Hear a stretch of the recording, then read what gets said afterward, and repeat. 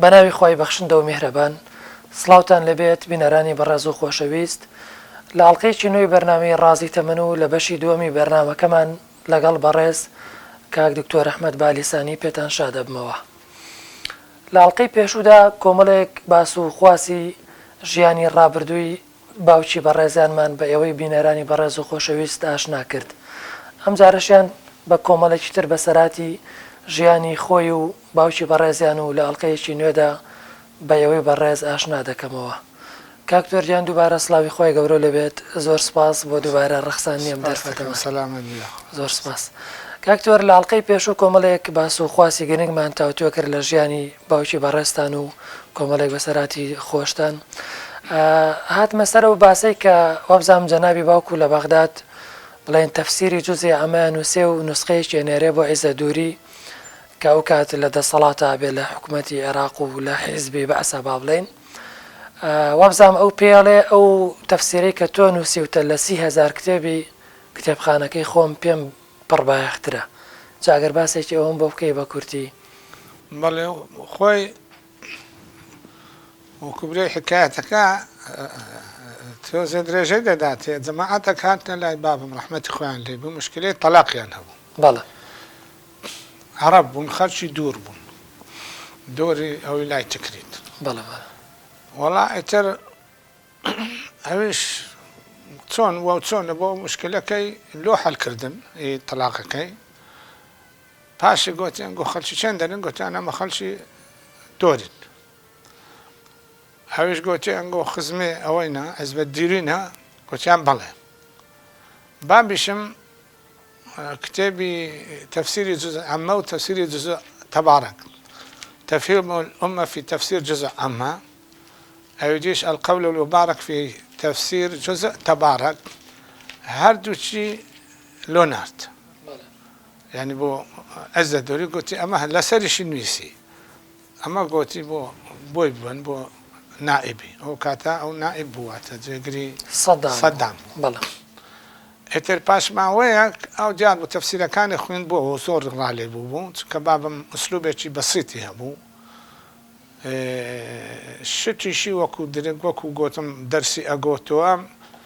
باش خەڵکی تێگەیان تەفسیرەکەشی هەروایە و ئێستا هەمووی طبعا طبعا لە لبنان طبعا کە دارالتراث العربي يعني دوري 7 جلدة تقريبا 6 جلدة وجلدة فهرستة تفسيرەکەی زۆر ڕالێ بوو گوتبووی ئەمە نەمزانی و عالمی وا هەیە یان فلان کەس ئەو جۆرە عالمەیە ناوم بیستیە بەس نەمزانی ئەو جۆرە زانایەیە پێم خۆشە بیبینم. ئێتە شەخصێک هات وەکو نێرە گوتی سەید النائب دەیەوێ ئەتوو ببینی بابشم گوتی وەڵا من تاقەتی قەسی جمهوری و دائیرە و مائیرە و شتی وام نییە و ئیستیعلامات و تەفتیشم بکەن و ڕوتم بکەنەوە من تاقەتی ئەو حارەم نییە. خبری ناد بۆ گوتی قەس و جمهوری مەسجد جمهوری نایە با لە ماڵێ بێتە لە ماڵی لە دوور لە گوندی دۆر کە عیزەت دووری گوندی دۆر لە شاری دۆر مازام گوندە شارێکی بچووکە طبعا. وەڵا ئیتر ڕۆژێکێ هاتن مامەستایەکمان لەگەڵ بوو شێخ عەبدولوەهاب ئەعزەمی ناوبوو ئەوبەیدی ناکە خۆی تا تێکەڵ نەبێ لەگەڵ ئەوەی ئەعزەمەکەی کۆنەوی خۆی تەقاندەوە یعنی فەقەی بابم بوو ئەوە. ئێتر عەبدولوەهاب ئەوبەیدی فەقەی بابم بوو هات و گوتیش هەر ئەویش پیاوەکانی هێنا بن لەو مشکلەی تەلاقی گوتی شێخ با بچینەوە ئەوە عیزەت دووری پێی خۆشە بچینە لای ئەمە چوین. تڕبێلێکمان هەبوو ماڵی بووە من لێ بەخڕی لە خزمەتیدا بووم و ئەو عەبدولوەهاب لە پشتەوە و چوینە دۆر لە دۆر کاتی نوێژی مەغریب گەیشتینە مزگەفتێکە بە خۆی دروستی کرد بۆ عیزەت دووری خۆی دروستی کرد بوو چوینەوێ و وەڵا ئیتر نوێژی مەغریبمان کرد دابەسترا بوو نوێژی مەغریب دابەسترا بوو بەس ڕاست چوین اقتیدامان پێکردن و نازانم یەکێک لێ بوو ئیمامەتی ئەکرد مەندیلی لەسەری نەبوو چەفشە و ئەگاڵی لەسەر بوو چێ بوو نازانم کە نوێژەکە تەواو بوو ئێتر عیزەت دووری دانیشت هەر نوێژی کرد دوور کە ئات و دووی تور و دووی سەلات ئەوابینی کرد تەواوی کرد هات بەخێراتی کرد بوو بەخێر بێن و نازانم چی وڵا ئەمەش داگوتی با دانیشتن قسەی خۆ بکەیت تا قسەی خۆش بکەن تا نوێژی ئیشا بێ تێن دانیشتن هەر پرسیاری شەرعیان لێ کرد لە بابم ئەگرە پرسیاری شەرعی بوو خەڵکەکە شۆڵامی دانەوە پاشیان نوێژی ئیشای هات نوێژی ئیشایە تەمەن بابمیان پێشخۆ چەند فەرمو شێخ تۆ ئیمامەتیمان بۆ بکە ئیمامەتی لۆ کردن ئەوجا پاشان عەزەت دووری گوتی باشە پێتان خۆشە مزگەفتەکەم ببینن ئەمش گوتمان قەیدی ناکە تر مزگەفتەکەی پیشانداین ئەوجا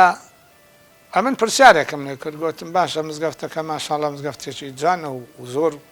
واسع و ڕێک و پێکە بەڵام ئەدیلۆ مەسەڵای ژنانی لێ نییە جێی نوێشکردنی ژنانی لێ نییە ئەویش گوتی وەڵا ژن ئەوە گوندی مە گوندەچی مۆخلەقە و ژن ناسنە دەرێ و ناستە مزگەفتێ و نازانم چی و چی و ئەوە عزری هێناوە بابیشم گوتی لۆ ژنەکانتان ناسنە مەکتەبێ ئەجی ژنەکانتان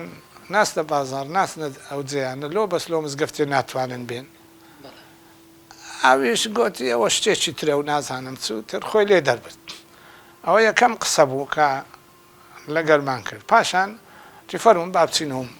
ماڵێت چوینە ماڵی خۆی نەبوو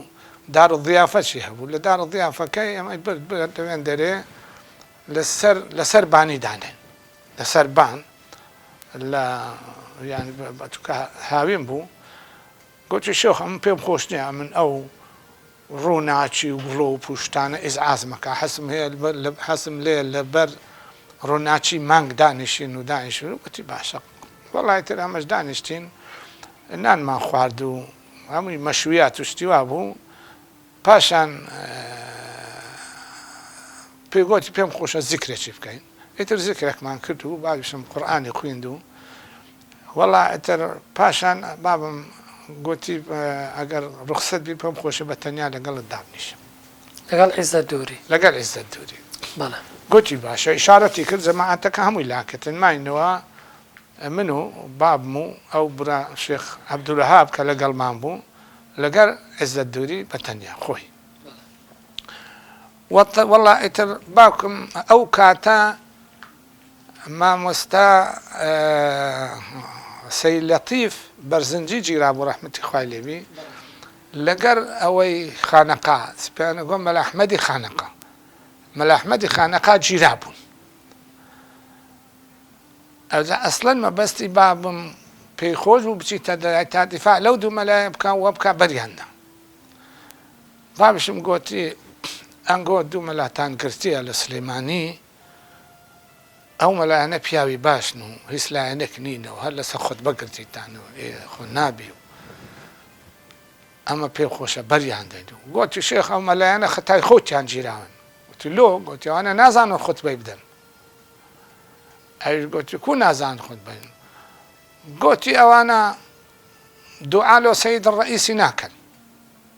مانی بۆ سەرۆکی لە سلێمانی و لە منتیقەی سلێمانی منتیقەی سلێمانی بەڵێ بەڵێ گوت بابیشم گوتی ئاخر کاچ خۆم دیسان ئەمە شەڕ بوو نەزانم ئەو کاتی شەڕ مابوو نەمابوو لەگە ئێران مابوو شەڕ بوو لەگە ئێران ئەمە لە باسی لە دژی ئێران قسەیان نەئەکرد بابیشم وەڵام بداوە گوتی کاکە دوعا بە ئەوە ناکرێ بە تۆبزی ناکرێ ئەگەر کابرا سەید ڕەئیسی خۆش بوویە لە خۆی لە بینی خۆی خواوی لە شەو نوێژ و لە نوێژان دوعای لۆ ئەکاتن خوا حیفزی بکات و خوا ئەوای بکە وا بکە ئەوە دوعایە نەک باش ئەوە دوعا لەسەر منبەر ئەوە دیعای ئیعلامیە دیعای ئیعلامی هەر قبول نییە گوتی قەیدی ناکە ئەمە با دوعا ئیعلامی بێ ئەمە ئەومانەوێ گوتی ئاخر خودبە بەتاڵە بێ گوتی لۆ خودبە بەتاڵە بێ خۆتبە عیبادەتە خودبەی جمعە عیبادەتە وتاری جمعە عیبادەتە هەر عیبادەتێک ڕەزامەندی غەیری خوای تێدابی بەتاڵە بێ حتى بعربي قوتي كل عبادة دخل فيها ترضية غير الله تعالى بطلت هذه العبادة ملكاتك عز دوري جاكري صدامة أو جاكري صدامة وجيلها كباب طبعا ناتواني مناقشة علمي لقربك قلت خطبة كمان بتعربي أما تصون خطبة خومان بو سياسة إيوة بطالبين هي ونيجك خطبة كبطالبي عبادتك نامينة والله إتر قلت الشيخ مع الأسف العلماء ما يعرفون يدعون، يعني علماء كان نازل دعوة إلى إسلام تبراو كانوا قلت بالا سمين بري دابة زيتا سر عرق وقمار وفسق وفساد حمود دابة زيتا سرق سيبي باشي أوا إتر دعاء بو حكمت قصير بو أو كابر أمن داني الشهيس نازاني دري دعاء كردو تاو تساوي لي بوشو لا مشي أبيش بابشم قلت والله أما ناتوانين باسي باكتي اما لك شرط معنا لقى ايران يقصب ايران دوجبن وقصب ايران قوتن اخر او دوجبن اما دبي خلشي هاندين كشر لقى ايران يبكي يقصب كباب شم قوتي كاتشكم قصب ايران قوتن سياستها ديسان خطره انقوم يدير ناحيه شي تعينا كان مدير ناحيه مسلحي لدود وسي شرطي لدونا ما مستعي يعني كسي لدنيا تانية أقدر دارسي وككيه بيلي برشيلا خو دارسي واتشيشي بيناك يقول قديم خطيب سلمين بني أكر شيرة شي داري هو هالشير وكو شعار إذا أوشنا معه ما مستعي آمي أنقو تأمين يجي ما مستعي يعني كديا أقدر تشبه إيران إقسام كان نكجري قلت والله أما أوش تمارة تساو كديا لعمارة وناصرية شكوانا لإيران نيزيكن بلام لسليماني لو بابن قلت بالعكس سليماني خطر ترى سليماني نزيك ترى لعمارة ناصرية لإيران ودست إيران لسليماني دريش ترى لذنوب ومشينا رأسا زلمة تبكي ما مستعاني ناوري لسليماني قصب إيران بريدة كجري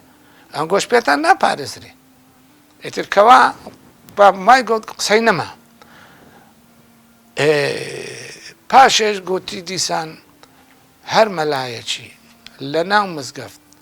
قسەی سیاسی بکە خەڵکەکە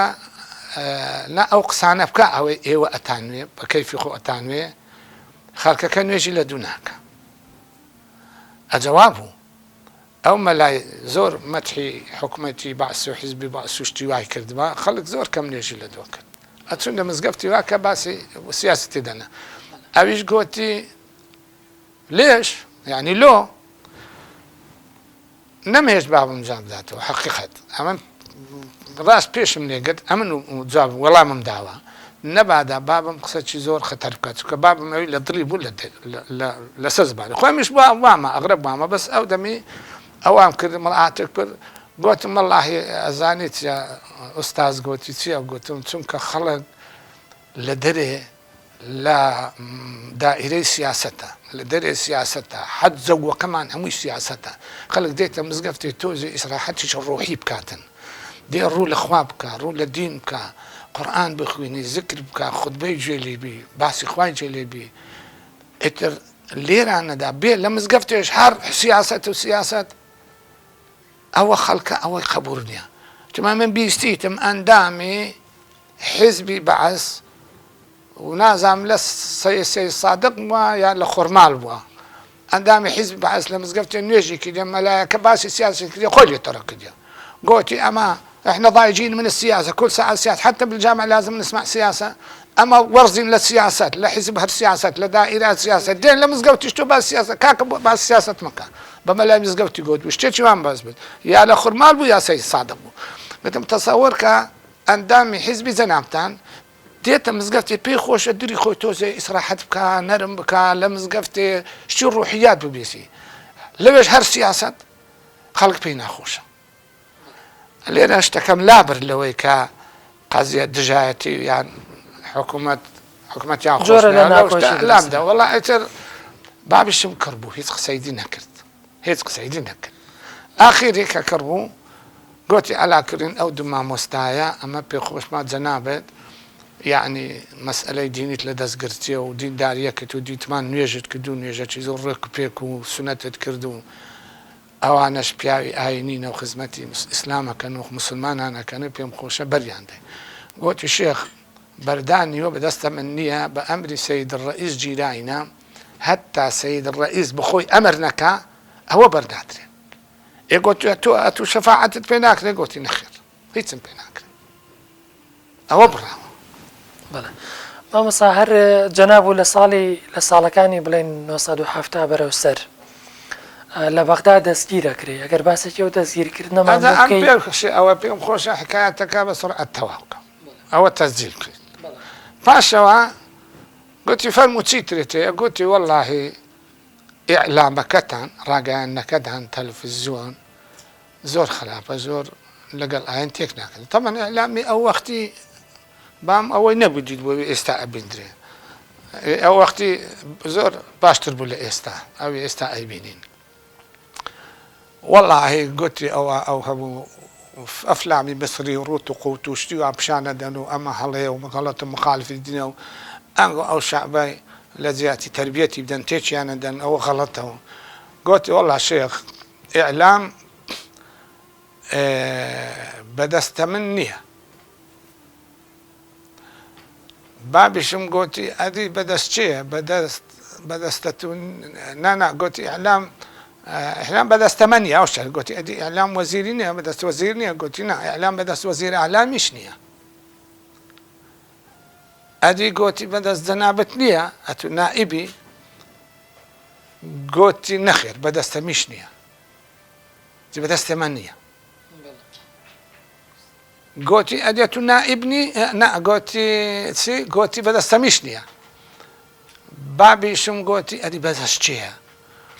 گوتی بید الحکومە بەدەست حکومەتە ئەو شتێکی وای گوت کە نەزانی چێ گوتی بید الحکومە بابیشم بۆ ئەی تۆ حکومەتنی ئەدێ تو حکومەتنی ئەگاڵەکەی لەسەر سەری خۆی هینا خوارێ وەڵڵاهی جا چ بکەم ئەمسالی جەنابت و ئەمسالی شێخ ئەیوب سامەڕایی و فلان ئەو مامۆستای بەڕێزانە دەڵێن مانەوەت باشترە لە دەرچوونت باعتیبار مامۆستای ئاینی نسەتیان کردیا ئەتو چونکە بەدینی لە حکومەت بمینەوە دەنا ئەمە ڕازی نین شتێکی وای پیشاندا ئێتر کڕ بووین و یعنی گوتی ئەوە یعنی ئیعلامیش چا نابی گوتی ناوەڵا چا نابی ئەلەم چا نابی یعنی وتی من بێدەسەڵاتم گوتی ئەمە پێمان ئەمەلە بەمە چا نابێ ئەجا ئێتر بەس مەقسەدی چ بوو لە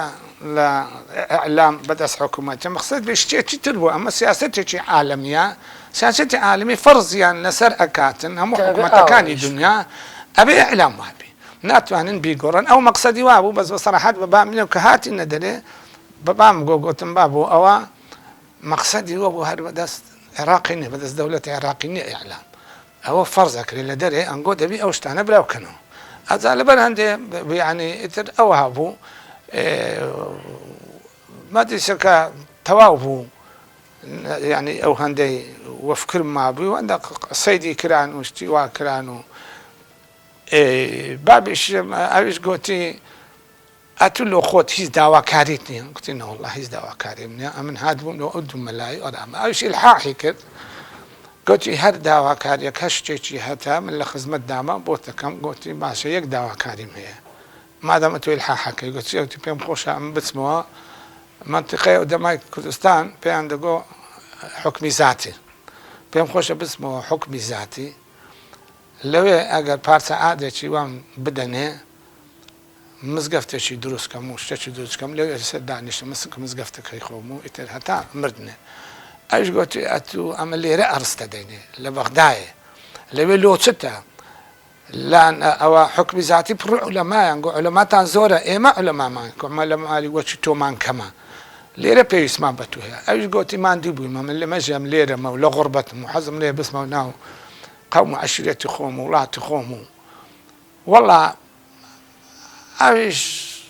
گوتی باشە طبعا ئیتر نەیدا ئەرزوو شتەکەی نەدا وەالحاصڵ و شتەکەی وە پاش گوێی هێخست کە نەیکرد ئەمە بابیشم لە بەغدایە داوای نەکرد نەیویست ئەوەش وەکو ئەمانەت کە جێرانەوە ئەتان نەڵێن جەنابام بوو ئەو شتەی هەر نەچوو بوو بەس ئەو فکرەی لەو کاتی پێیا بوو کە هەر گوتی چیتەوێ چکە بام هەر حەزی لێ بوو بێتەوە هەو لێرێ و تەرتیباتە چ لێ بکە ئیتر بەڵێ پێڕانەگەیشت و لەوێ وەفاتی کرد و لەوێ نێشرا و ئەو هابوو یعنی چوونەکەن ئەزدە دووریەکە پاش ماوەیەک یعنی ئەوە مامۆستایەکە بوو دکتۆر عارف خەرچی خانی قەم بوو دکتۆر عارف لە ئەوقاف بڕێوەبەری ئەوە بوو مەدارس بوو لە ئەوقاف هات خەبەری دا بابم گوتی مامۆستا ئاگاداری خۆت بە تی چییە گوتی عیزە دووری لەگەڵ مەلایەکان کۆ بووی تۆ زۆر زەمی کردیە گوتیتی شێخ محەممەد بالیسانی هاتە لای من دوعاکردنی بۆ سەدام پێ نا ئەوای نەگوت گوتوی چەند سەعات لە لای من دانیشت نەمتوانی قەناعەتی پێبینم کە ئێمە پیاوی باشن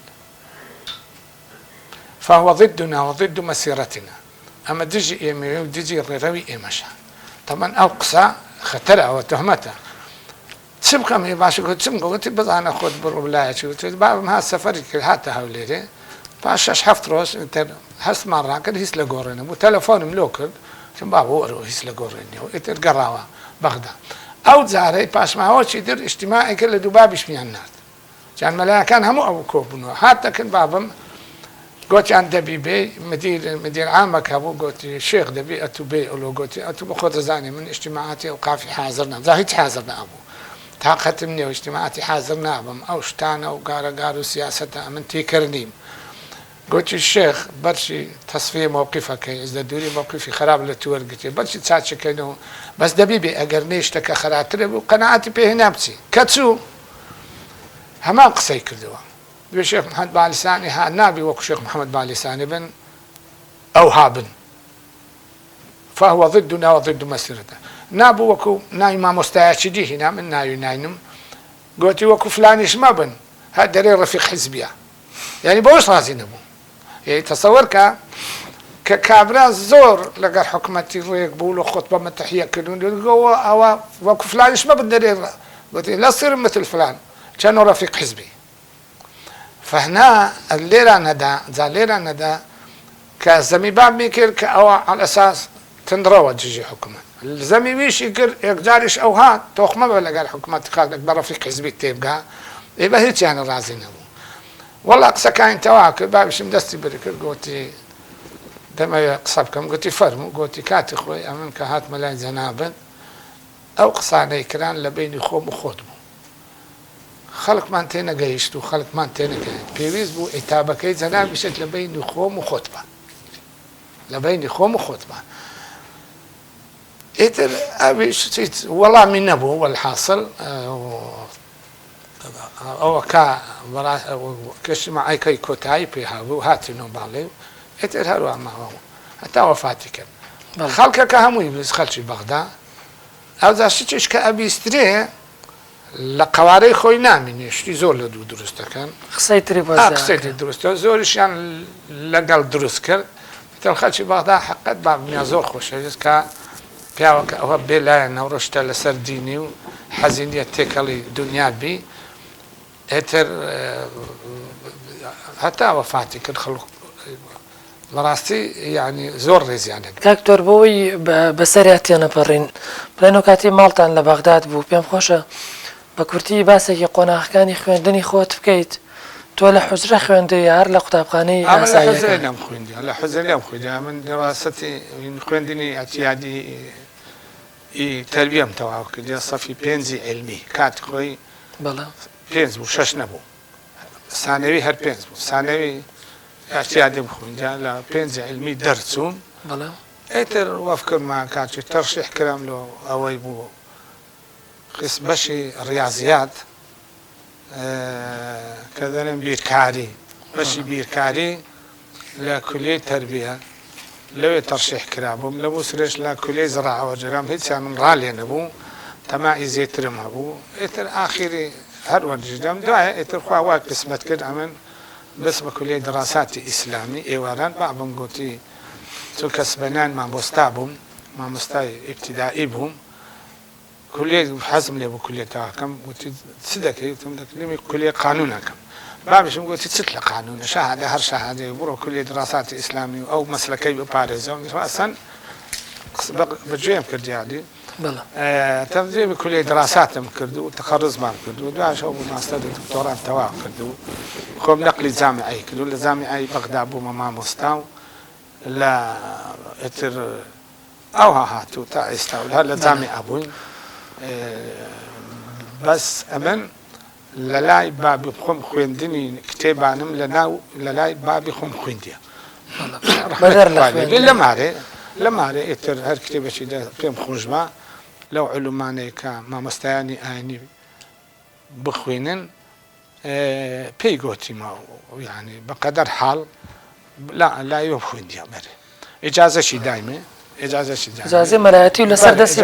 لەسەر مامۆستا مەلاکەری و مدەڕیسیش ئەویش ڕەحمەتی خوای لێبێ ئەویش ئیجازەی دایمێ کەسی دەستی پێ نەگوتم وەکو دەڵێن شەهادەت شەرەف هەیە لە دەراساتی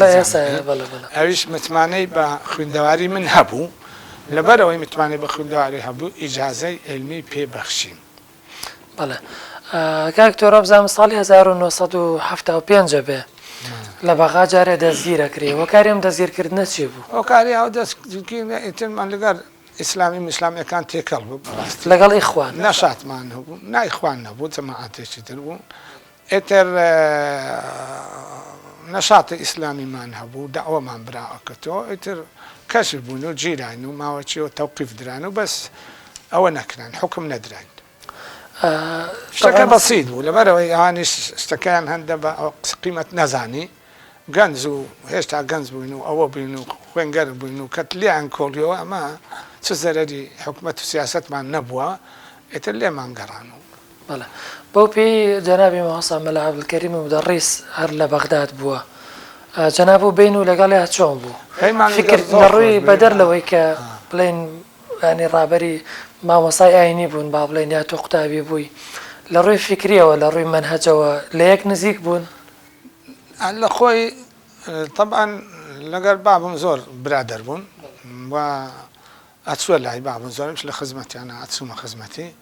لە خزمەت بابم هەر من تڕۆمبێرم لێ ئەخڕ و ئەچوونە لای و ئیتر لەگەر مامۆستا مەلاکەریم بابم وەکوورەی کراوەتر بوو مەسەلەن فتوای بە مەزاهبی دی ئەداتنەوە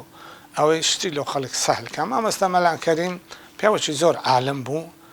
ئەمن لە دووشێ سوت زۆر جەب بوو بە مامۆستا مەلاکەریم یەکەمیان ژیانی خۆی تەنزیم کردبوو مامۆستای ئاینی کەمەیە ژیانی تەنزیمی سبەینان پاشی نوێژێ درێژی سبەینێ دەرسی ئەگۆتەوە هەتا چێشتان استقبالی میوانانیا کە تا پاش نیوڕۆی نانی ئەخوارد و ئەنووست هەتا دەوری ئەسری نوێژی ئەسری ئەکرد و دا ئەنیشتەوە استقبالی میوانانە کرد هەتا عیشایە نوێژی عیشایە کرد ئەنووست میوانیشیە بە دەرەکرد پاش نوێژی عیشایە ئەنووست هەتا نوێژی سبەینێ زۆر جوان تەنزیمی کرد و حتا تەنزیمی خواردنی خۆشی زۆر جوان کرد بوو ڕۆژێک چوینە خزمەتی گوتی ئەوڕۆ تۆزێ مەعیدەم تێک چوو ئەزانم بۆمان بۆ گوتی سەلاجەم کردەوە لە غەیری کاتی خواردنم دوو دەنکەترێم خوارد نەفسم ڕانەوەستا دوو دەنکەترێم خوارد گوتی ئەو دوو دەنکەترێ سەحەتی تێکداوم چونکە ئەمن خواردنم هەمووی بە بەرنامەیە مڕعاتی سەحەتی خۆی زۆر ئەکرد وەختەکەی تەنزیم کردبوو یعنی هیمەتێکی زۆر بەرزیشی هەبوو ئەو کابرایە هەموو سبەینان پاش دەرسی ئەگۆتەوە هەتا چێشتان تەڵەبەی هەبوو هەتا نێزی 3-4 ساڵ پێش مردن پێش وەفاتکردن لەلایەکیش مەعجەب بووم پێی عیلم زانستە ئیسلامیەکان لە لای ئەو بووبوونە مەلەکە هەر مەلەکە هەمووی علمەکانی لەبەر بوون مەتنی لە بەجارە جارێک گوتی ئەمە لە هەموو عیلمەک 4-5 مەتم لەبەر کرد ئیلا قورئانم لەبەر نەکرد ئەگەر لە هەر عیلمە مەتێکم کرد بە قورئان لەبەر کرد بە باشتر بوو ئەجا لێرەدا مامۆستا مەلاکەریم یعنی عیلمەکانی حازر بوو حازر مەسەڵەن خەڵکەکانی دی بیر ئەکاتەوە وەفکرە خۆدونیتەوە ئەو ڕاست حازر بوو ئەیگوت بەس یەک موشکیلەی هەبوو کە بڵێن هەموو خەڵک پێ ڕازی نەبوو پابەند بوو بە مەزهەبی شافعی لێی دەرناچوو دووەمیش تۆژێ دژی ئەو برادەرانە بوو کە دەرێن سەلەفی و وەهابی و نازانم چوو ئەو جۆرە شتانەنە یعنی ئەو لەوە گەورەتر بوو دژایەتی ئەوە بکە ئەوان ئەبووە احتیوای کردبان نەک بە تەرەفیان بزانی دژایەتیان بکە ئەگەر احتیوای کردبان ئەمە بە ئیجتیهادی خۆم پێم باش بوو بە کوڕەکەشیم گۆ کوڕەکەی ناوی فاتح مامۆستا فاتح جیرانی ئێمە بوو کوڕە گەورەکەی جیرانی ئێمە بوو گوتم ئەو های پێ برێ ئەو دەبێ احتیوایان بکە ئەو لەوە گەورەترە ئەو سەرۆکی زانایانی عێراقە لەوە گەورەترە دژایەتی جهێ خۆی بکاتە بە تەرەف دژی تەرەفەچی گوتی بەخوا تازە ناکرێت ئیتر وا ڕاهاتووە و پێشمان ناکرێت قسەی لەگە بکەن شتێکی وایگە ئەجا لێرانەدام ئەمەستا یعنی بەڕاستی زانە بوو بەڵام پابند بوو بە مەزهەبی شافعی بەدەگمەند لە مەزهەبی شافعی دەرئەچوو فتوای ئەدا لەسەر مەزهەبەکی دی ئەگەر زۆر پێویست بە کاک توێڕەڵێ جارێک لە کۆبنەوەیەکە حارزاری لەوەیە بێ حزوریە بێ لە بەغدا جەنابیش و لەوە بیهەنێ قسە لە دژی نەتەوەی کورد و فتوادان لە دژی کوردەکرێ بەڵام تۆ ڕوبەڕوویەوە سیتەوە حارزاری هەرخۆی لە بەغدا بوو ماڵی لە بەغدایە لە خانڤاریە خانڤاری تقریبان ئەو چۆن بێرکۆتر ئەوانە لە تەک هەولێرینە ئەوش ئەوها لە تەک بەغدایە بەڵام ینی حارزاری لە خەلیز بوو کە حکومەتی بەغدا سقوتی کرد یعنی ئێمە شتێکمان دروست کرد مامۆستایانی ئاینی لە بەغدا ئەوەی بێلایەن بوون لەگەڵ هیچ کەس نەبوون هيئة علماء الدين في العراق هيئة علماء طبعا حارس ضاري ما لقرناه أو كاتا أو لا خليز بو لا إمارات بو وأما أو هيئة من دانا لسر فكرة إما لسياسة دوربين هيس بيوندي من بسياسة نبي هيس علاقة من لقى سياسة نبي حكومت بين ندجي حكومت بين اگر بستوانين حتى اوقاف كاتشي اوقاف من بريوا ابر لسرتاوا قلتان اما بر امرين قونيت ست بوين ما مستعشتو تعين كرنو او جورانا ومدرسة كرنوا اشتا كمان او كاتت طبعا قاستر بوم لإستا اشتا كمان زور بدزواني بريوا برد حتى لسرتاوا دكتور احمد كبيسي لقل مامبو لقر دكتور محسن عبد الحميد ده دكتور محسن عبد الحميد سوغر حزبي اسلامي فانتازتو بكل كماناي قلت راستك اما بريار ما ابو اول هاي بي نبي حزبتي سياسي بي دكتور احمد كوبيس حزبتي نظام تيكلي دانا قومي ديني امش قلت مش بكم كوكدام برو خو حافظ بي اتل اما ما نوع يعني مجموعه بون مجموعه ما مستاشي يعني توزي بلاينو مخلص بود هي ما عندنا حق زور نجاحت من هنا لسرتها بس اتدواه باش ما دكتور امن تسجيل كلام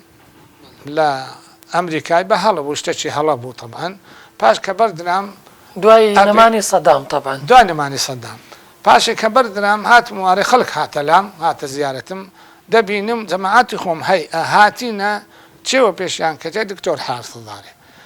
دكتور حارث ضاري طبعا ما بياوتشي بريزة ما مستنبه اختصاصي حديثة ما مستنبه لبكالوريوس ما تستير دكتوراه لهرسي مرحلة درسي بيركدون وكت قديميش لقال باب برادر بونا ماري الشيخ ضاري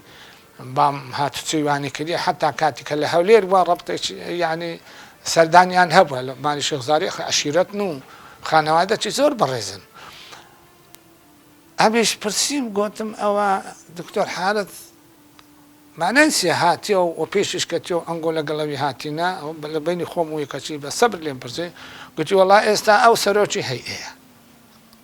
اتر هاد بو لبرو بيجتشي كمالاتي هبو عشيرة بو تقريبا خانة هذا كي سروك عشيرة نو ما وساهم ما نجمو معقول ليا اتر هريان بجاربو كل بيان سروك كامل أو كاتا أقام لب اتر أمل لي يبون كقصي أكر مثلا هندق قصة وكبري دجاياتي أويك عراق بيتا إقليم ودجاياتي أو فيدراليا أو شتانا أمل دجيبهم ردم لي أداوة عندك زارة هذا اسم دقو فرمو دقو لي رقصناك يقول شو بدي مسار منصة لسر منصة قم قسمك دقو بابا إما هيئة وهذا مزانية سياستنا كان إيه سياستهم كانت سياسينا غلطة أما السياسة بدون جەنابەت وەکو قسە ئەەکەی هەتا جارێک وان پێ گوتم جەنابەت وەکو قسە ئەەکەی یعنی لە بازنەچی پێوەدرا و قسە ئەەکەی ئەم بازنە پێوەدراوە کە قسەی تێدا ئەەکەی ئەمەم پێم جوان نییە چونکە تۆ کە قسە ئەەکەی لە تەلەڤیزیۆن هەموو دنیا ABC گوتم ئێستا ئێمە یەکێک بڕێ با بە تەقریرێک لەسەر عێراقی بنوێسە عێراق چەند زۆرە کەسی تێدایە چەند زۆرە کەسی تێدایە شیعە سوننا سابئە کاکەی یێزیدی نازام گوتم تا هەندێک فێقە لە ناو شیعەمە لەمانوە بووە موچێکن دەچووی جۆرە های جۆرن ئێمە عێراقمان نەناسیە ئەتوو یعنی قسەکانت ئاڕاستەی هەموو دنیا ئەەکەی بە گوێرەی ئەو بیرکردنەوەی نێزێت بازنەیەکی تەزر کە مڕعاتی زۆر زۆری دنیا و خەڵک ناکەی لەسەر کورد گوتم بابەتەوە لۆ دوژی ئیقلیمی کورد ئێستا بوویتە ئەقلیم و جودا بوویت جودا نەبوویتەوە دەیگۆ ئیقلیمیەت یعنی عێراق دابەش کرد گوتم وانە ئەوە ئەمریکا هەمووی ئەقالیمە دابەش نەکرا بریتانیا ئەقالیمە دابەش نەکرا سویسرا ئەقالیمەدا چەند نمونەم بۆ هینا گوتم ئەمە قەنوە زۆرش بە قووەترن لەوەی کە یەک پارچە بن ئەوها بە قووەتر چونکە هەر کەسە ئازادی خۆی هەیە باسە زۆر مناقشم حتا ڕسالەیەکی دکتۆرا لەسەر فیزدەرادیەت نووسرا بوو من هەموو خۆیدەوە تا تێی بگەم داخۆ دروستە یاننا ئەخ جەنابەت نابی ئەوها دژبی ئەت و لۆ دژی کوردی وتی وەڵام من دژی کورد نیم بالعکس زۆر تەعەجیبم ئەتوو بۆ ئەڵێ گوتم ئەتوو کە دژی ئیقلیمی ئەن دژی کوردی نا گوتی ئەوە تو بە هەڵە لە من گەیشتی ئەمن بە هیچ زۆرەکی دژی کوردیم و پێشم خۆشە کورد ئیقلیمن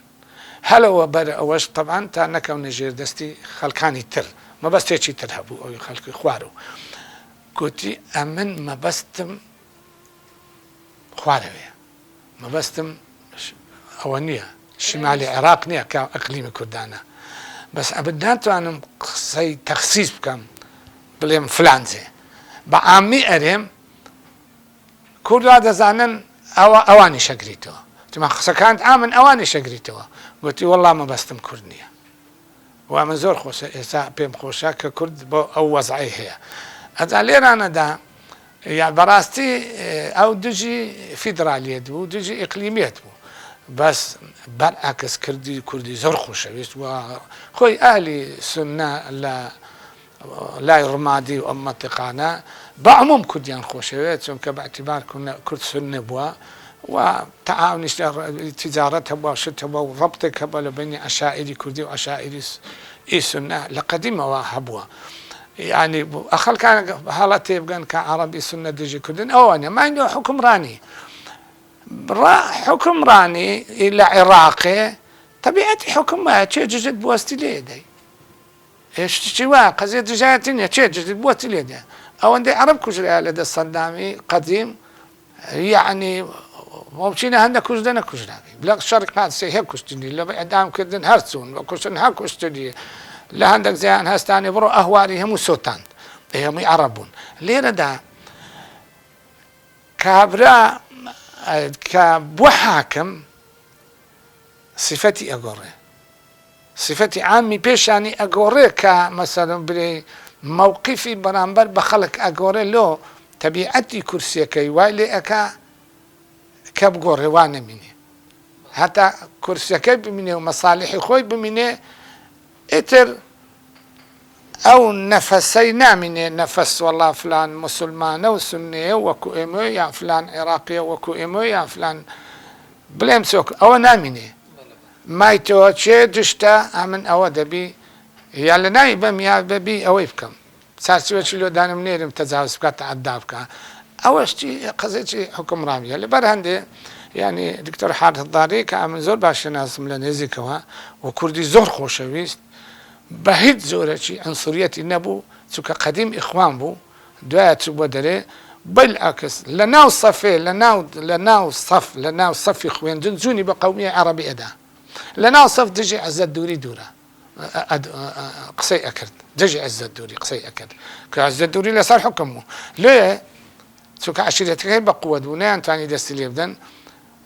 نەقلیان کرد لۆ کولێ قانون اختصاصیش لە کولێ قانون نییە خۆی تەقاعد کرد و چووە ئیمارات ئەوە ئەمن ئەو دیفاعی لەکەم چکە زۆر لە نێزیکەوە ئەی ناسم بەڵام بەڕاستی حکمەتی نەبوو لۆچ لۆ سەرۆکایەتی هەیئە لەبەرەوەی بووە هۆکاری تێکچوونی هەیئەت چونکە حکمەتی نەبوو پیاوێکی عەشائیری بوو بە عەشائیریەتەکەی خۆی ئەویست بباتە سەرێ و دەگا ئەمریکاش قۆچقۆچانێ بکە ئێمە گوتم ئەمریکا قۆچقۆچانەی ئەمریکای بەمە ناکرێ ئەمە معزولین ئەمە پیاوی فەقیرین مامۆستای ئاینینە ئەتوە هەروە قسە بە ئەمریکا برێت جۆن بە ئەمریکا بدە و نازان چ لەوەش لێگەری ڕێک نەکەیتم ئەمە دادەنیشن خزمەتی علم و مەدرسە و دین و دینداری ئەەکەین ئەوە ئیشی من نییە ئەتو ئەو تەسریحاتە ئەدەی تەسریحاتی سیاسی کە ئەتو پیاوی سیاست نی وفعلا تەسریحاتی سیاسی ئەدا ئەمن پێم غەڵەت بوو پێم غەڵەت بوو ئەو تەسریحاتە سیاسیە لۆ چونکە بەڕاستی یەکێک لە سیاست نەزانی قیسە لە سیاست بکە هەڵەیە نخۆم لە سیاست نازانم لەبەرەوەی تەسریحاتی سیاسی نادم و داواشیان لێکردمی مەلقیا سیاسیم لەگەڵ بکەن لە تەلەڤیزیۆنات گوتیتم نایکەم بە تایبەتی تەلەڤیزیۆنی عەرەبی گوتم نایکەم چونکە تێیداکەم سیاسەتی ئەو زمانی هەن ئاروز و پارۆزە خاستەتەن بەرێندە شتما خوێندیتەوە و هەروشتام کرد بەس ئەوە سیاست خوێندنەوە نییە سیاست لە ناو ژیانە ئەمن لە ناو سیاست ناژێن مامۆستایەکانی ئاینی لە ناو سیاست ناژێن لە چارچیوەی کتێب و دین و دینداری و کۆمەلگایەکی دازێن ئەگەر کەتیە ناو سیاست و سیاستەکەس بە شێکی وا بوو ئافاقێکی وات بۆ کراوە کە ئاتوت لە سیاسەتی عالەمی بگەی ئەو زاتوانی قسەی لێ بکەی یەکچی وەکو من ناتوانانی سیاست قسە بکات چونکە ئەو ئافاقە عالەمیە بەڕاستی لۆمانوە دەرنەکەوێت بڕۆ ئێستا ئەو هەموو شەڕ و شۆڕ و ڕوودا و هەرا و سێڕاع لە بین رووسیا و ئەمریکا و ئێران و هەمووی ئاخباشە سووریا بۆ چێ ئەو چ هەموو شەڕ لەسە سووریایەکان سووریا شەڕی لە گەرێک دەکەن لۆ سووریا شەڕی لە گەرێکدی ناکە رووسیا و ئێران و ئەمریکا سووریەکان بە شەڕ دێنن لێک بدەن هەر کەسە دەیەوێت لۆ خۆی ڕابچێشی لە جاتی جێشی خۆی بنێری بکوژرێ دەرێ باوان یەکتری بکوژین کامی بردووە ئەو ئیمنە لێرە شتەکە ئەوە پوساتەکە زۆر ئارۆز بووە و زۆر تێکەڵ بووە پیاوێکی من تێناگات لەبەرەوەی ئەمن یەک لەباری خۆم پێم خۆش نییە نەتێکەڵی سیاست بم نە سیاست بکەم و حتا قەتش پێم خۆش نەبووە بمە عەزو بەرلەمان کە لێکرا بەرێ داوام لێکرا نەبوویمێ پێم ناخۆش پێم خۆش نییە ناوی بینم برێم چێ داوای لێکردیمە داوام لێکراوە من نەبوویمێ لۆ چونکە عەزو بەرلەمان ئەبێ سیاسی بی دەبێت سیاسی بی بەڕاستی زۆر عەزو بەرلەمان دەرێتی مقابلەی دەگەکرێ قسەکانی جێ پێکەنینە چونکە سیاست نازێت بەس بوویتە عەزو بەرلەمان نازانم چۆن قسەکە لەو کدێت چونکە ئەمن حەزم لێ نییە تێکەڵی سیاست بم لێ نازانم بەڵێ کاکتۆریان کاتی زۆر کەمماوە بەڵام چەند پرسیارێکم هەیە بە کورتی مەگەر وەڵامیان بێنەوە تەبەن من پۆستم لەسەرم بەرنامە کرد پێشتر لە فەیسبوک برایەک نووسیوێتی جەنابی کاکتۆر زۆر تاکید لە فرەژنیە کاتەوە بەڵام خۆی یەک خێزانی هەیە ئەوە سەبەبەکەی چییە؟ نا ئەمەیان جێبدی مەبدە جودایە لەگەر عملی جێبەجێکردنا بۆ عملی وانیا مەسەن من ئەو مەکتەبە زۆر جان دروست کرا دەرێ مەکتەبەکی جوانە و پێویستە مەکتەبە وابی بەس ئەمن ناتوان مەکتەبەکی وا دروست بکەم تەگەیشتی فرەژنی ئیسلامەتی فرەژنی مباح بکردیە فرەژنی بوو بە نەسڵی ئایەت وإن خفتم ألا تقسطوا في اليتامى فانكحوا لكم من النساء مثنى وثلاث ورباع كابراي بيدين دري فلجني غلطة قرآن دري مباحة أتبري غلطة وكفرة نصي قرآني قطعي هر حكمتي قرآني قطعي كقرآن فرمو بيتي يا حديثي قطعي فرمو بيتي أو اشتر رواية أتبري حاشا لتو يتشك بلي نار رواية أو كفر يعني كفر بآياتك هيك يعني خوا غلطة أمبرين فريش جني غلطة خوا فريجني دروس كده يعني خوا غلطة بيغمبر غلطة يعني حاشا إخوة بيغمبر صلى الله عليه وسلم لبرندي أمن مبدأك دژایەتی فرەژنی کە ئەمن پێم غەڵەتە و فرەژنیش زۆر ڕاستە زۆر ڕاستە ئەو ژنانەی زێدەنە هەمویان کۆ ئەکاتەوە چونکە دائیمەن ژن زۆرترن لە پیاوان لە قەدیم ڕشوا ڕابوو بە ئێستا لەبەر ئەو شەڕ و شۆڕ و دنیا بەس لە تەنیا لە بەغدایە پاشی 2003 شەڕی ئێران و ئێران عێراق هەر هیچ و شەڕی فەلەستینی هەر هیچ پاشی 2003 لە شاری بەغدا 1 ملیۆنە بێوەژن دروست بووە بێوەژن ئێستا کە باسی بێوەژنەکەین ژنێکی 40-50 ساڵیمان دێتە پێشچە نا لە بینی 15 و 25 ساڵی بێوەژن 1 ملیۆنە بێوەژن لە بینی 15 و 25 ساڵی دروست بووە ئێخوا قبول ناکە ئەوە هەروە بمێنێتەوە تا ئەمری ئەگەر بەدین نەبی تووشی فەسادە بی تووشی خراپە ئەبی لە باتی فەساد و خراپە براتەوە با شەریک بی لە گەژنێکی دی لە پیاوێک تا فەساد و خراپ براو نەبیتەوە ئەجا لێرەدا فرەژنی بە هەموو مەعنا و ئەوە حکمەتێوە باشە ئەوانە لە بەجێرەی ئەوانە تەمسیلی خۆیان ناکەنەوە ئێرەن فرێژنی خراپە ئێستا من کە دەڵێم فرەژنی باشە تەمسیلی خۆم ناکەم قسەی ئیسلامەکەم ئەوان کە فرەژنی خراپە قسەی بێدینی و مەبدەعە بێدینیەکان دێن لە ناوە براوکردن دەیانێ کوردستانی بکەنە گاورستان منەوە قبول ناکەم فرەژنی خراپە و ژن و پیاوەکو یەک وەردەگرن خراپە و لذەکەری مثل ئەنسیینی ئەوە کوفرە ئەوە هەرەوە نییە بدرێت لە ڕئیم وایە ئەوە ڕئی نییە ئەوە خواوە فەرمانی دای ئەوەی برێ ئەوە وانییە کوفرە کاکە مسلمانی بڕۆ جنسیت گۆڕە ئەجا قسانە بکە بڕۆ لە نفوسی ناوی خۆت بنووسرا دیانە مسلم بڕۆ بیکە دیانە بزانست بنووسە بگۆڕە دینێکی دی لۆ نووسرای مسلمان و دێش دەرێ وڵا پێشی برێ مسلمانیە تۆ ڕەبی مامۆستا تۆ کافرمانەکەی من کافرت ناکەم ئەتو خۆت کافر کرد خۆت بە خۆت گۆتت بذەکەری مثل حظ الأنثيين هەڵەیە بە قورئان بڵێ هەڵەیە کافرە ئەو کافرە بی فانكحوا ما طاب لكم من النساء مثنى وثلاث ورباع هەڵەیە ئەوە کوفرە لەبەر ئەوەی ئەمن دژی مەبدەعەکەیمە دژی کە دەرێم فرەژنی دروست نییە دروستە بە ئیسلامەتێ من دیفاع لە بیر و باوەڕ و مەبدەعی خۆمەکەمەکو بیر و باوەڕ مای تۆها ئەمن کەژنمە نایە ئیتر نەمویستە ژنێ بینم یا لۆم نەگونجا ئەوە شتێکی شەخسی خۆمە شتێکی شەخسم یعنی هەر شتێک ئەتو پەسەندی بکەی معنایەوە نییە هاتبی ئەو مەکتەبەی جوانە شەرت نییە من لە مەکتەب ماڵی ئەو مەکتەبە جوانم هەبی شەرت نییە بەس پەسەندی شەکەم و جوانە و ڕێک پێشی دروست کرد جا هەموو شتێک وایە لەبەر ئەندێ خەڵک یعنی بەڕاستی دەبی ئەوانەی قسە ئەکەن خۆیان لێکیا بکەن لێ ئەوانەی دژی دین و دژی قورئان و دژی حەدیسی پێغەمبەر صلی الله علیه وسلم قسە ئەکەن با خۆیان لێکرا بکەنەوە کاکە ئێستا زمانی ئازادیە و نازانم چ با بچنی نفوسی خۆت بگۆڕی یعنی خۆزیان نفوسی خۆیان گۆڕی با خۆی بە مسلمان دانێنێ نەک داریشتە و ناوی خوای دین و ناوی پێغەمبەری دین و دژی خوای پێغەمبەریش ئەمە ئەوم پێ ناخۆشە کاکتۆر برایکی تر بەنامە بۆی نووسیوم کە پرسیار لە جەناب بکەم لەسەر بارودۆخی کوردستان بارودۆخی ئیسلامیەکان وەکو حیزبەکان مەبەستم نیانی بە عام سۆفی سەلەفی حیزبە ئیسلامیەکان خەڵکە بێلایەنەکە ینی پێت وایە دەبێت چی بکرێت لە کوردستانە ئەم خەڵکەی لە کوردستانە دەکرێت مەسەلەن تا چ ڕادێک ئاستی ناکۆچیەکانی هەوڵ بدا کەمی بکاتەوە بۆ نمونە وەڵاهی کاچ خۆم ئەو جۆرە شتانە ئیتر واقع هەر واقعە کە دروست بوو علاج زەحمەتە نە بە قسەی من حەلەبی و نە بە قسەی جەنابەت حەلەبی و حکومەتێکی گەورە و گران نەیتوانێت ئەو واقع حەل کاتن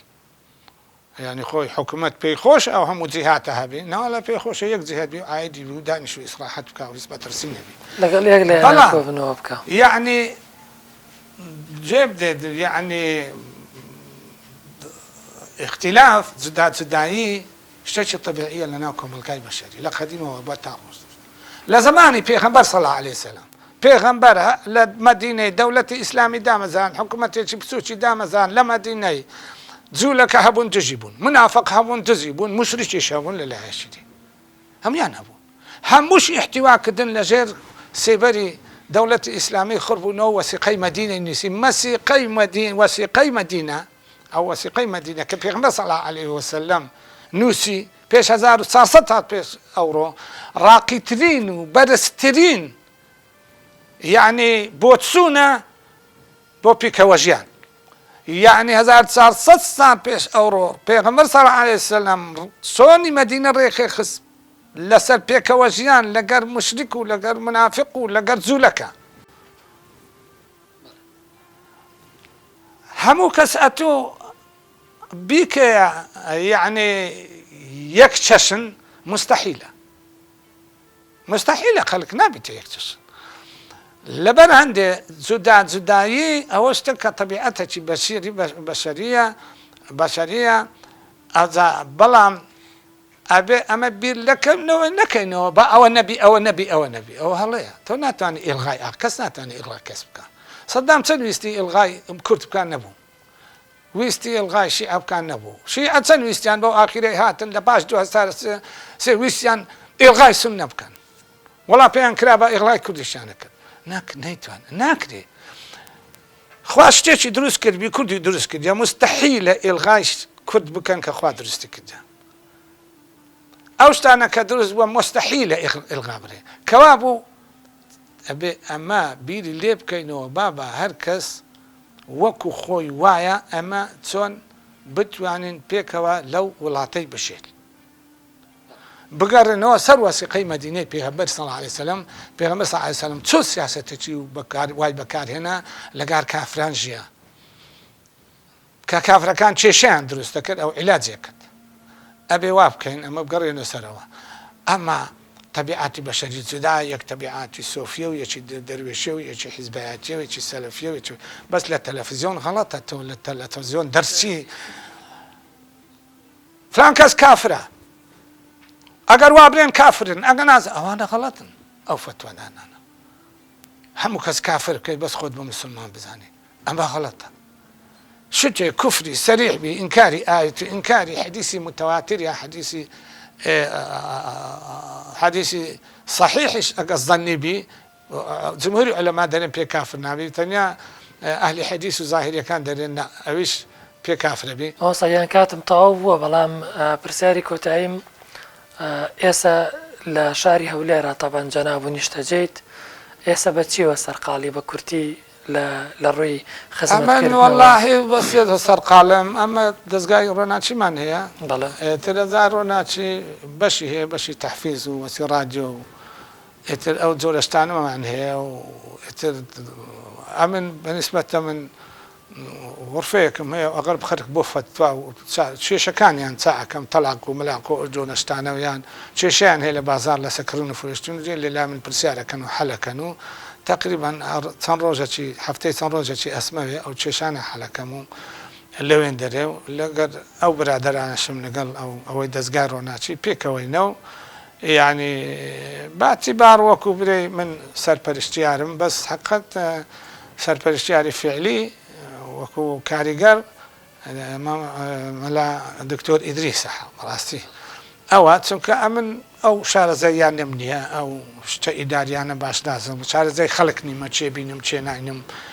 یعنی چێ باشە چێ باش نییە لەبەرەوەی ینی هەموو سەلاحیەتەکەم دایتەوی ئەو هەمووی بەو شتانە هەڵەستی و زۆریش تەمان ئینشاء الله من ئەوەی ئەەکەم نسحەتی ئەەکەم و حقت وەسیەتی لێ ئەەکەم کە هەڵە نەکاو تونند تیژی نەکاو الحەمدلله تا ئێستا بەجێی کردیمەوە ئیتر بەشەریش هەموو بەشەرێک پێغەمبەر صلی الله علیه و سلم ئەفەرمێ كلكم خطاؤون وأفضل الخطائین التواب دکتۆر لە ڕووی بڕوانامەوە کۆتا بڕوانامەکە بەدەستی هێناوە بڵێن کۆتا بڕوانام دکتۆرایە دکتۆرە بەڵێ فقهی ئیسلامی فقهی مقارن کۆتا پرسیارم لە سەردەمی کۆرۆنا بڵێن سەردەمی کەرەنتینە و کۆرۆنا کە باردۆخی هەرێمی کورسانی تا ڕادەیەک تێکە ئەڵێن جەناب ڕۆشتووی بۆ بالیسان وەڵا کاچی خۆم خۆی بەشێک لەوەی وەکو خۆپارێزی ئەمن چوومە بالیسان هەر لەبەر کۆرۆنان نەبوو ینی حەزم لێ هاوینان بچم لەوێ جەیەکە خۆشە ئەنێ ئێوە ڕاستی بێش وا دەبیش ماڵ و منداڵ زۆر پێیان خۆش لێ بچنە دەرێ ئیتر کۆرۆنا بووە بەڵگە هەنجەتێک هەنی بیانەوەیەک لە ئەوی بچن لادانەشن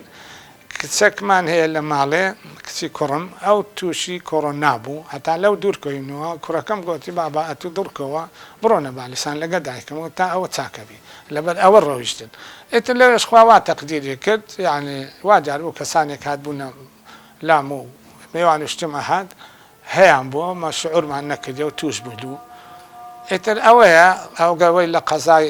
لە قەدەری خوای هەڵبێ هەر تووشی قەدەری خوای ئەبی وەکو ئەبوو عوبەیدە بن الجەراح بە حەزرەتی عومەری فەرموو ئەتەفر من قەدەر الله حەزرەتی عومەر فەرمووی ئەفر من قەدەر الله إلى قەدەر الله منش لە قەدەری خوا هەڵاتم بۆ قەدەری خوا قەدەرەکە چەشمان بوو هات توش بووم سپاس بەخوا سەلامەتی کردین الحەمدلله شکر بەخوا دەستخۆش مامۆستاگیان زۆر سپاس سەرکاری بەڕێز ئەزیەتمان دای ئای گەورە زاوات و ئینشەڵڵا بینەرانی بەڕێز و خۆشەویست بەم شێوازە ناکۆتایی بەشی دووەمی بەرنامەی ئەمجاری ڕازی تەمەن لەگەڵ بەڕێز کاک دکتۆر ئەحمەد بالیسانی تا ئەڵقەیەکی تر و دیدارمان لەگەڵ کەسایەتێکی تر بەخواتان دەسپێرم بخواتان لەگەڵ